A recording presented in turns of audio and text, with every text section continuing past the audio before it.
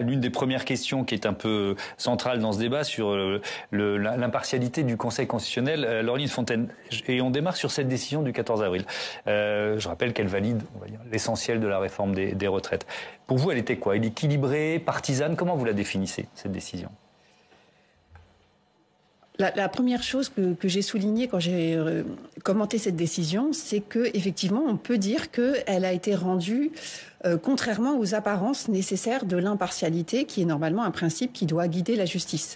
Alors, qu'est-ce que ça signifie? Ça signifie que lorsque des personnes qui vont juger, qui vont délibérer, eh bien, ont objectivement un conflit d'intérêts avec ce qu'ils jugent, eh bien, la pratique nécessaire dans un état de droit démocratique, c'est qu'ils se déportent.